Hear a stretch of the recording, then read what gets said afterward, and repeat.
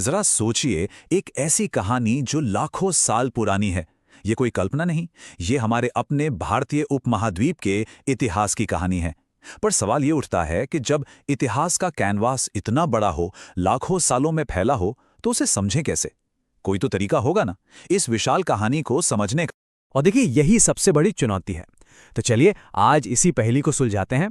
हम मिलकर ये देखेंगे कि इतिहासकार इतने बड़े इतने पुराने अतीत को समझने के लिए उसे छोटे छोटे समझने लायक हिस्सों में कैसे बांटते हैं।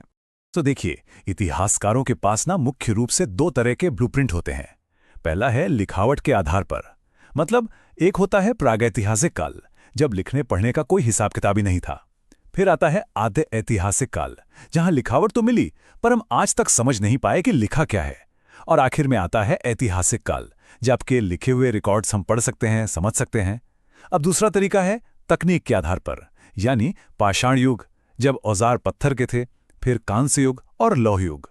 बस यही वो दो चश्मे हैं जिनसे हम अतीत की इस पूरी यात्रा को देखेंगे। तो चलिए अपनी कहानी शुरू करते हैं पाषाण युग से।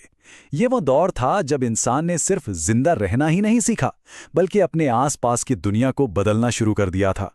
और यकीन मानिए, ये बदलाव किसी चमत्कार से कम नहीं था। पाषाण युग सुनने में एक लगता है, पर असल में ये अविश्वसनीय रूप से लंबा दौर था। मतलब हमारे मानव इतिहास का ज्यादातर हिस्सा तो सिर्फ पुरा पाषाण युग में ही बीत गया। ये वो समय था जब हमारे पूर्वज बस शिकारी थे, खानाबदोश थे। ये कुछ 100 या 1000 साल की बात नहीं है, ये लाखों सालों के संघर्ष और जिंदा रहने की कहानी है। और उस दौर में टेक्नोलॉजी का मतलब क्या था? बस जिंदा रहना। औजार कैसे थे? भारी बेदौल पत्थर, जिन्हें हम आज शायद पहचान भी ना पाएं, बस जानवरों का शिकार करने या उनकी खाल उतारने के काम आते थे। जिंदगी पूरी तरह से खानाबदोश थी, आज यहां कल वहां, बस भोजन की तलाश में भटकते रहना। लेकिन फिर एक क्रांतिकारी बदलाव आया। इंसानों ने माइक्रोलिथ बनाने सीख लिए। अरे ये छोटे, नुकीले और बहुत तेज पत्थर के औजार थे। अब इनसे भाले और तीर बन सकते थे। सोचिए इसका मतलब क्या हुआ। अब शिकार दूर से और ज्यादा सुरक्षित होकर किया जा सकता था। टेक्नोलॉजी में ये एक जबरदस्त छलांग थी। और फिर वो औजार आए जिन्होंने दुनिया को हमेशा हमेशा के लिए बदल दिया। इसी को हम कहते हैं नवपाषाण क्रांति। ये जो पॉलिश की हुई कुल्हाड़ियां और दरांती दिख रही है ना, ये सिर्फ पत्थर के टुकड़े नहीं हैं। नहीं, ये खेती की शुरुआत के, एक जगह बस कर रहने की शुरुआत के प्रतीक हैं। अब इंसान खाने के पीछे भाग नहीं रहा था, वो खाना खुद उगा रहा था। तो खेती से बस्तियां बनी और बस्तियों से धीरे धीरे शहर। और इसी के साथ हम एक नए युग में आ गए, आद्य ऐतिहासिक युग।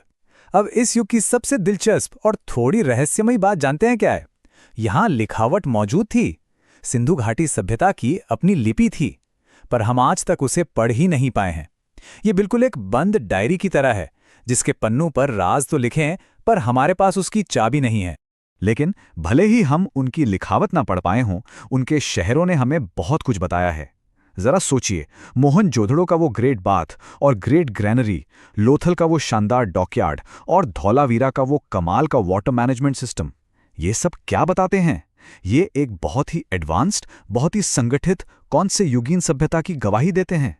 ये सिर्फ शहर नहीं थे साहब, ये अपने जमाने के इंजीनियरिंग मार्वल्स थे।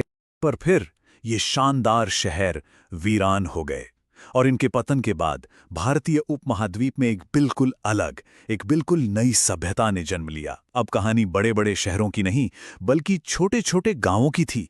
अब कहानी शहरी प्लानर्स की नहीं, बल्कि योद्धाओं और कवियों की थी। ये एक बहुत बड़ा शिफ्ट था, कांस्य से लोहे का, ईंटों से विचारों का। और इन दोनों सभ्यताओं में सच में जमीन आसमान का फर्क था। ये दुनिया को देखने के दो बिल्कुल अलग नजरिए थे। एक तरफ देखिए हड़प्पा सभ्यता, शहरी, ट्रेड पर आधारित, कांसे का इस्तेमाल करने वाली, और दूसरी तरफ वैदिक सभ्यता, ग्रामीण, जानवरों को पालने वाली और लोहे का इस्तेमाल करने वाली। यहां तक कि समाज का पूरा ढांचा ही बदल गया। जहां हड़प्पा समाज में शायद महिलाओं को ज्यादा महत्व दिया जाता था, वहीं वैदिक समाज पूरी तरह से पुरुष प्रधान था। और इसी वैदिक काल में समाज को एक नए तरीके से ऑर्गेनाइज किया गया, जिसे हम वर्ण व्यवस्था कहते हैं। अब देखिए, शुरुआत में ये व्यवस्था कर्म पर आधारित थी। मतलब आपका जो काम है, आपकी जो काबिलियत है, वही आपका वर्ण है। इसे बदला जा सकता था। लेकिन जैसे जैसे समय बीता, उत्तर वैदिक काल तक आते आते ये व्यवस्था जन पर आधारित हो गई। अब जो जिस वर्ण में पैदा हुआ वो उसी में रहेगा। इससे समाज में एक बहुत कठोर बंटवारा हो गया। अब जरा सोचिए, जब धर्म कर्म के तौर तरीके बहुत ज्यादा खर्चीले और मुश्किल हो जाएं और समाज का ढांचा इतना कठोर हो जाए कि उसमें सांस लेना भी मुश्किल लगे, तो क्या होगा? जाहिर है, समाज में एक बेचैनी फैलेगी। और इतिहास गवाह है कि ऐसी ही बेचैनी से हमेशा नए विचारों का जन्म होता है। और ठीक इसी माहौल में बौद्ध और जैन धर्म जैसे नए दर्शन सामने आए। गौतम बुद्ध ने समस्या की जड़ को पकड़ा और उसे बहुत ही सीधे सरल तरीके से समझाया। उन्होंने दिए 4 आर्य सत्य। पहला, जीवन में दुख है। दूसरा, उस दुख का एक कारण है। तीसरा, उस दुख को खत्म किया जा सकता है। और चौथा, उसे खत्म करने का एक रास्ता भी है। ये उस समय के उलझे हुए कर्म कांडों का एक बहुत ही सरल और सीधा साधा जवाब था। अब एक तरफ तो ये विचारों की क्रांति चल रही थी, लेकिन ठीक उसी समय भारत के पॉलिटिकल मैप पर भी एक जबरदस्त हलचल मची हुई थी। जो छोटे छोटे राज्य थे वो अब एक दूसरे से टकरा रहे थे, और इन्हीं टकरावों के बीच से एक बहुत बड़े साम्राज्य की नींव रखी जा रही थी। तो हुआ ये कि 6ठी शताब्दी ईसा पूर्व के आसपास पूरा उत्तरी भारत 16 बड़े बड़े राज्यों में बटा हुआ था। इन्हें कहते थे महाजनपद। और ये सभी महाजनपद सत्ता के लिए, पावर के लिए एक दूसरे से लगातार लड़ रहे थे। ये एक तरह से राजनीतिक उथल-पुथल, महत्वाकांक्षा और लगातार जंग का दौर था। लेकिन इन 16 में से एक राज्य था जो बाकी सबसे आगे निकल गया, और वो था मगध। अब मगध के पास कुछ एडवांटेज थे। उसकी लोकेशन बहुत स्ट्रैटेजिक थी। गंगा के मैदानों पर उसका कंट्रोल था, उसके पास लोहे के बड़े बड़े भंडार थे, और हाँ, बिंबिसार जैसे बेहद ताकतवर और चालाक राजा थे। इन सब चीजों ने मिलकर मगध को वो बढ़त दी जो किसी और के पास नहीं थी। और बस यहीं से शुरू होती है भारत के पहले साम्राज्य की कहानी। और फिर वो दिन आया 324 ईसा पूर्व में, जब इतिहास ने एक जबरदस्त मोड़ लिया। एक नौजवान चंद्रगुप्त मौर्य अपने गुरु और सलाहकार चाणक्य की मदद से नंदवंश के आखिरी शासक को उखाड़ फेंकता है और भारत के पहले एक साम्राज्य, मौर्य साम्राज्य की नींव रखता है। ये वाकई में एक ऐतिहासिक पल था। इस महान साम्राज्य का सबसे प्रसिद्ध राजा हुआ सम्राट अशोक।